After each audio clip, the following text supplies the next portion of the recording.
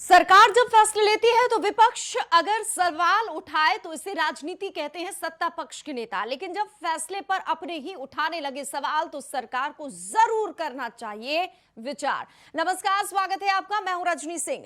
सवालों में सरकार के फैसले, आज इसी विषय पर करेंगे चर्चा। हेमंत सोरेन ने जब से झारखंड की बागडोर संभाली है, सवाल उठने शुरू हो गए हैं। पहले तो सिर्फ विपक्ष में बैठी बीजेपी ही ऐतराज जताती थी, मगर अब तो अपने ही उठा रहे हैं सवाल। कांग्रेस ने हेमंत सरकार के फैसले पर नाराजगी जताई है, तो क्या सरकार के फैसले से दिखने लगी सियासी दरार? इस पर नेताओं से करेंगे सवाल, लेकिन पहले आप देखिए हमारी ये रिपोर्ट।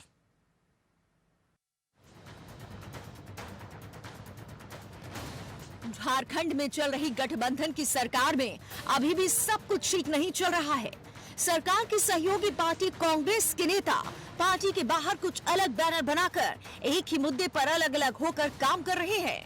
ऐसा उदाहरण तब सामने आया है जब कोरोना की तीसरी लहर के बीच स्कूल बंद करने के फैसले के विरोध में कांग्रेस के ही कुछ नेता जो स्कूलों को लेकर बनाए गए संगठन के बैनर तले जाकर सरकार के फैसले का विरोध कर रहे हैं। हालांकि ये पहला मामला नहीं है जिसमें सरकार और सरकार के फैसलों के खिलाफ सरकार की सहयोगी पार्टी के नेताओं ने बयान दिया है। पहले जरा सुन लीजिए कि कांग्रेसी नेताओं की तरफ से अलग संगठन बनाकर क्या कहा गया है। जब तो तैयार करना पड़ेगा कि फटाक से हम स्कूल बंद कर देंगे। आप 30% पर 50% पर एक कक्षा में 10 ही बच्चा को बुलाकर कि भाई 25 बच्चों के बैठने की अगर कैपेसिटी है स्कूल में, एक क्लासरूम में, तो उसमें एक बेंच में एक ही बच्चा बैठेगा और 15 ही बेंच वहां पर रहेंगे, तो 15 लोगों को, बच्चों को क्लास दिला सकते। विद्यालयों, चाहे वो सरकारी हो या निजी विद्यालय हो और कोचिंग संस्थान हो, कोरोना के बढ़ते संक्रमण के दृष्टिगत एक नया एसओपी जारी किया जाए। जिस प्रकार से कोरोना के मामलों में लगातार इजाफा हो रहा है और एक सप्ताह के अंदर 4 गुना के दर से मरीज पाए जाने लगे हैं और अब तो अस्पतालों में जो स्वास्थ्य कर्मी हैं या डॉक्टर हैं वो भी बड़ी मात्रा में संक्रमित हो रहे हैं। ऐसे में किसी भी स्थिति में विद्यालयों और कोचिंग संस्थानों को खोलने की अनुमति नहीं प्रदान की जानी चाहिए।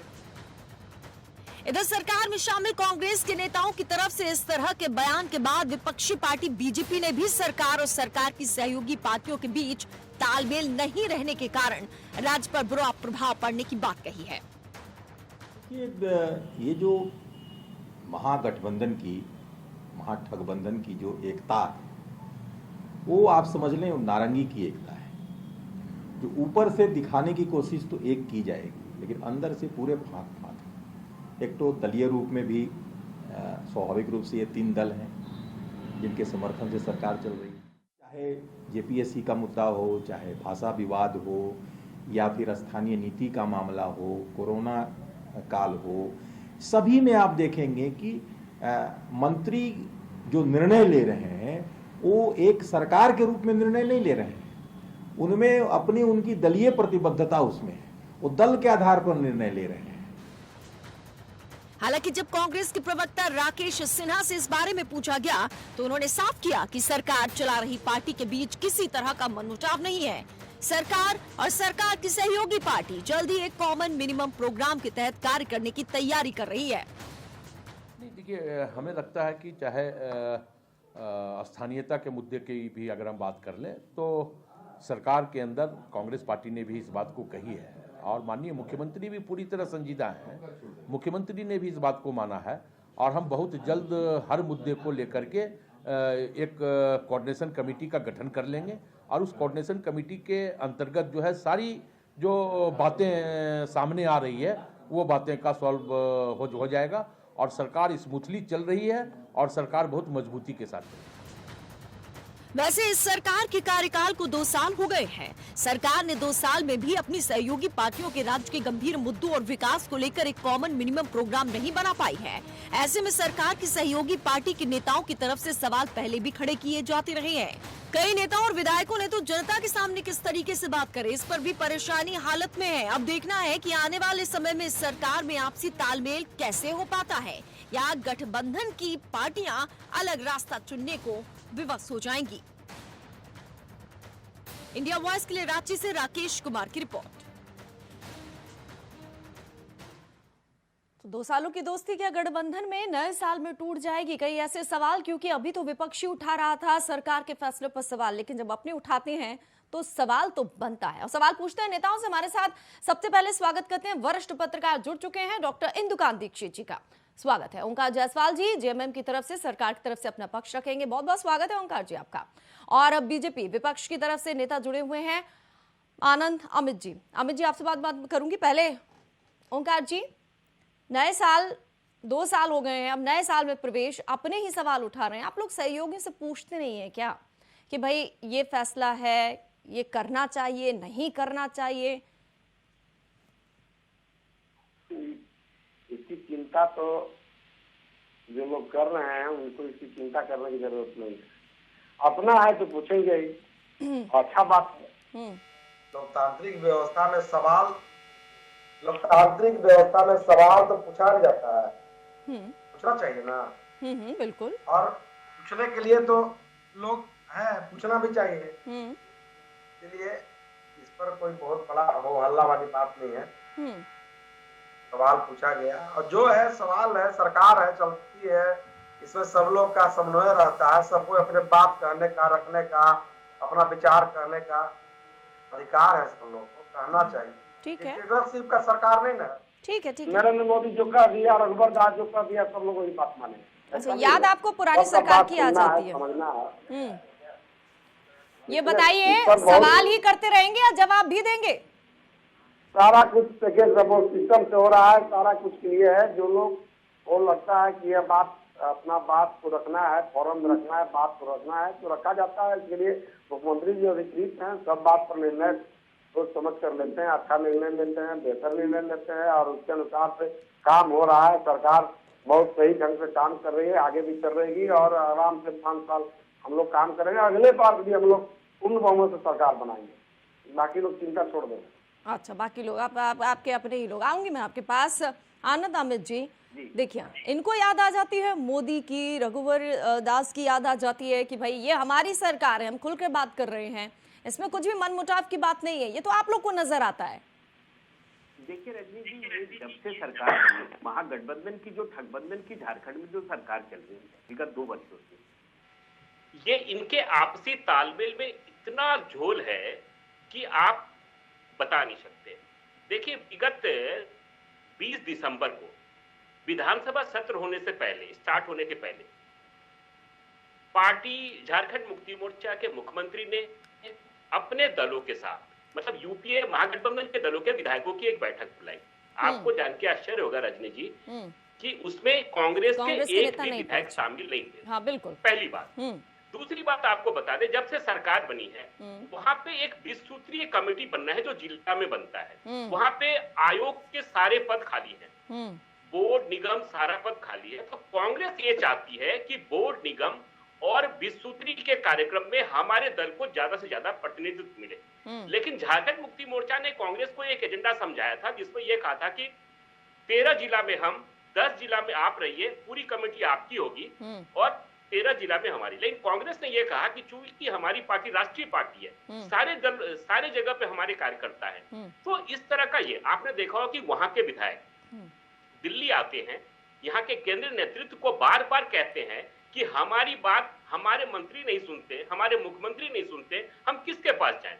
वो केसी वेणुगोपाल साहब से आकर मिलकर गए। यहाँ दिल्ली आते, दिल्ली के मीडिया के गलियारों में वो कहते रहते हैं कि वहां जो सरकार चल रही है हमारी दल की सरकार है, लेकिन हमें लगता है कि हम विरोधी दल में बैठे हुए हैं। बिल्कुल। रजनी जी, आज आपने एक देखा होगा कि आज झारखंड मुक्ति मोर्चा के महासचिव सुप्रियो भट्टाचार्य ने एक पत्र लिखा है झारखंड मुक्ति मोर्चा की तरफ से। वो पत्र लिखा है माननीय नवजोत सिंह सिद्धू जी को लिखा है और जिसमें उन्होंने एक कॉपी उन्होंने माननीय सोनिया गांधी जी को भी लिखा है। उस पर जान के बड़ा आश्चर्य होगा कि उस पत्र में क्या है।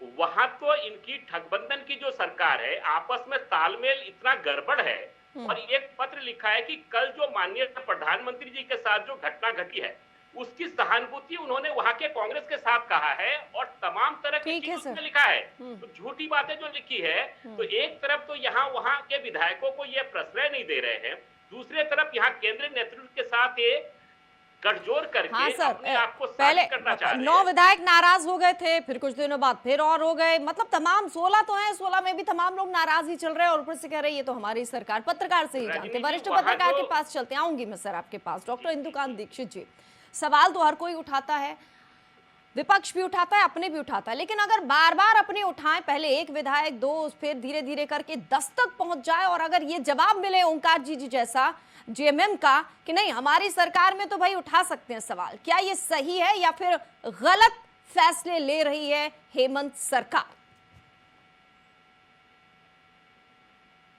मुख्य बात ये कि जो ओंकार जी ने बात कही, सैद्धांतिक तौर पर इस बात में कोई दिक्कत नहीं है कि एक सरकार के अंदर, पार्टी के अंदर, गठबंधन के अंदर सवाल उठे, उनका जवाब दिया जाए और स्वस्थ ढंग से लोकतांत्रिक ढंग से काम चले। लेकिन अगर बात यहीं तक होती जैसा सिद्धांततः उन्होंने कहा तो बात समझ में आती। लेकिन आप देखें कि जो अभी अमित जी कह रहे थे, अनंत अमित जी, कि लोग केंद्रीय नेतृत्व के पास पहुंच जाते हैं शिकायत करने के लिए, यहाँ पे कई बार लोग बैठकों में नहीं आते हैं। आप ये देखें कि अपनी विधानसभा की बैठक के पहले जो गठबंधन के सभी विधायकों की बैठक करते हैं मुख्यमंत्री, उसमें लोग शामिल नहीं होते हैं। तो ये क्या इशारा है? ये तो लोकतांत्रिक कोई मूल्य नहीं है, ये तो आपके अंदर की फूट की बात बाहर भेजने वाली बात है। हाँ। फिर आपके विधायक और नेता मीडिया में आकर के लोगों से कहते हैं अपने दुख दर्द, और कहते हैं कि पार्टी की सरकार ठीक नहीं चल रही गठबंधन की। तो ये कौन सा लोकतांत्रिक सिद्धांत है? आप लोकतंत्र की बात अपने अंदर इनर डेमोक्रेसी लाएं, इससे अच्छा कुछ नहीं हो सकता है। दूसरा, अभी हम लोग के मुख्यमंत्री से मुलाकात हुई थी, उन्होंने कुछ वरिष्ठ पत्रकारों को बुला करके अपने 2 वर्ष पूरा होने के पहले बात की अपने रेजिडेंस पे। तो उसमें हमारी भी बातचीत हुई उनसे 27-28 तारीख को। उसमें हम लोगों ने सीधे सीधे उनसे पूछा कि क्या चल रहा है गठबंधन में, सब कुछ ठीक ठाक है? मुख्यमंत्री जी ने पहले तो कहा कि सब ठीक ठाक है, लेकिन फिर जो ये 20 सूत्री की बात अभी अनंत जी बता रहे थे, जिसको लेकर के इतना मतभेद आपस में गठबंधन दलों में है, उस पर स्वयं मुख्यमंत्री ने मुस्कुराते हुए कहा कि देखिए हम लोग तो तैयार हैं, लेकिन जो इशारों में उन्होंने कहा कि गठबंधन के जो सदस्य हैं उन्हें भी तो फार्मूला लेके आगे आना होगा और चीजों को सेटल करना होगा। अर्थात चीजें हैं, आपस में मतभेद हैं, बड़े पैमाने पे हैं और सत्ता में भागीदारी को लेकर के है। बिल्कुल। तो ये 2 वर्ष बाद सरकार चलने के, ये कोई स्वस्थ पहचान नहीं सरकार चलाने की। और इसका असर तो फिर विकास पर पड़ेगा ही पड़ेगा। वो सवाल मैं आपसे करूंगी, लेकिन अब बारी क्योंकि ओंकार जी की है। ओंकार जी, आपसे सवाल करूं उसके पहले कुछ सुनाना चाहती हूँ। दरअसल कोरोना के नए वेरिएंट पहचानने की कोई मशीन नहीं है जांच के लिए, भुवनेश्वर भेजी जाती है और रिपोर्ट आती है जो 8-9 घंटे में आनी चाहिए, 1-1 महीने में। तो कोरोना केस बढ़ते हैं, आप लोग फिर स्कूल बंद कर देते हैं। डॉक्टर साहब की सुन लेते हैं, रांची के जो सर्जन है, सिविल सर्जन विनोद कुमार जी, क्या कह रहे हैं? जो आया है अगले कितना रिपोर्ट आया अभी तक? रिपोर्टों इसका जीनोम का दिसंबर 8 तक का रिपोर्टिंग है, उसमें से कोई पॉजिटिव नहीं है अभी। और बाकी ऐसे तो लगता है 6-7 घंटा, लेकिन हम लोग यहाँ चूँकि रिम्स के थ्रू जा रहा है, सारे वहाँ कलेक्ट होता है और जाता है भुवनेश्वर, तो आने में 1 महीना से ज़्यादा लगता है। ओंकार जी, मैंने इसलिए सुनवाया क्योंकि कोरोना से शुरुआत हुई, कोरोना काल में स्कूल आप लोगों ने बंद किए और कांग्रेस के नेता आलोक दुबे जी ने सवाल उठा दिए। आप लोग का मैनेजमेंट बिल्कुल खराब है, ये बयान बता रहा है। ऊपर से आप फट से स्कूल बंद कर देते हैं, ये कांग्रेस का सवाल है। ऐसा क्यों? उनका क्या होगा जो गुमटे ठेले वाले हैं जो वहां पर बेचते हैं? जवाब दे दीजिए आलोक जी को, वो यहाँ है तो नहीं, सुन रहे होंगे। लेकिन देखिए, जो 3 के तस्वीर पहने हैं उनको कहाँ दिखाई देगा? सही बात उनको दिखाई नहीं देता। अब कोरोना के नया वेरिएंट आ रहा है, एक से एक आ रहा है, तुरंत सब कुछ संभव हो जाता है संभव? 1 महीना में कोई आ जाए, कहाँ मशीन है क्या है, सारा कुछ करने में और तत्काल तुरंत उस पर काम करने में सबसे परेशानी होती है, सारे राज्य को परेशानी है। ओमिक्रॉन अभी नहीं आया सर, 2-3 महीने हो गए, सबके पास मशीनें, आपके पास नहीं है मशीनें, केसेस इसलिए बढ़ रहे हैं, आपने फिर फैसला ले लिया। ऐसा है ना कि आपको, या तो आपको भी जानकारी नहीं है किस राज्य में क्या मशीन है। अच्छा, हाँ मशीन है, नहीं है क्या आपको भी जानकारी नहीं? तो आप दीजिए जानकारी। आपके डॉक्टर साहब कह रहे मशीन नहीं है। मशीन, डॉक्टर साहब ठीक बोल रहे हैं, डॉक्टर साहब तो बोले हम सुन लिए, आपका भी सुन रहे हैं। मशीन है तो मशीन क्या गो राज्य में कहाँ कहाँ है ये आपको पता है? बताइए ना। तो बात बोला जाएगा इस पर, सुनिए ऐसा है ना, इस पर बात बतंगड़ होने की बात नहीं है। मशीन आ जाएगा, सब लोग लगा हुआ है, ये वेरिएंट है, उसके अनुसार सब काम हो रहा है, उसके लिए सब लोग सर कितनी 6 गुना ज्यादा तेजी से फैल रहा है, इतना फैल गया कि आपको स्कूल बंद करना पड़ा। सुनिए अब हम बोलते हैं तो सुना कीजिए। पिछला बार जो है ना हम लोग कोरोना में, पिछला बार इतना अच्छा हम लोग रिपोर्ट दिए। अरे सर पिछला रिपोर्ट कार्ड मत दिखाइए, अभी देखिए आप स्कूल बंद कर रहे हैं, ये क्या बता रहे हैं? आपके कांग्रेस के नेता सवाल उठा रहे हैं कि स्कूल क्यों बंद कर रहे हैं आप, ऐसी नौबत क्यों आती है? अरे सर पुराना रिपोर्ट कार्ड नहीं, अभी मशीन नहीं आपके पास, ठीक है, आपके पास जवाब नहीं है। अभी आप कह रहे थे आपको पता है कि नहीं, आंकड़े बताइए ना कितनी मशीनें कहां पर है। आप ये सोचिए किसी को अगर ओमिक्रॉन है, खतरा है, वो 1 महीने बाद जब रिपोर्ट आएगी तो कहां कहां फैल जाएगा, विस्फोट हो जाएगा झारखंड में। इसको न्यूज को चलाए 1 महीने हम लोग ऑक्सीजन का सप्लाई पूरा देश में किए। हो गई सर, अब बताइए, अब मशीन नहीं है, ये केसेस बढ़ रहे हैं, आपने स्कूल बंद कर दिया। कांग्रेस सवाल कर रही है कि स्कूल क्यों बंद किया आपने? आप स्कूल बंद कर रहे हैं, ये नहीं कि शिक्षक क्या करेंगे, कर्मचारी क्या करेंगे? आप स्कूल बंद करने की नौबत क्यों आने देते हैं? पहले से आपका मैनेजमेंट ठीक क्यों नहीं है? ये निर्णय समय समय पर करंट अफेयर को देखते हुए सारा कुछ काम होता है, वो घटनाक्रम को देखकर। इसके लिए अरे तो देखिए सारा कुछ सर, ये सवाल भी तो जायज है ना ओंकार जी, सुनिए तो ये सवाल भी तो जायज, सुन लीजिए ना सर, सुनिए, ये सवाल भी तो जायज है। वो आपके कांग्रेस के ही नेता उठा रहे सहयोगी कि अचानक से एकदम से, सुन लीजिए ना सर, सवाल तो सुना पूरा करने दीजिए ना मुझे। वो ये कह रहे हैं कि अचानक से आप ये लेते स्कूल बंद। अरे आप स्कूल को खोलिए 30-40% या फिर एक बेंच में एक बच्चे को बिठाइए, बड़े बच्चों को बिठाइए, ताकि शिक्षकों को भी वेतन मिले, तनख्वाह, बेरोजगारी वैसे ही बढ़ रही, कर्मचारियों को नहीं मिल रहा। वो तो गुमटे तक की बात उठाने लगे हैं। अब बताइए। अच्छा है ना, अच्छा है, कल कोई बड़ा घटना घट जाएगा तो इंडिया वॉइस बीमार होगा। इंडिया वॉइस का सवाल नहीं है, ये आलोक जी का सवाल है, मेरा सवाल नहीं है। आलोक जी के सवाल का जवाब दीजिए।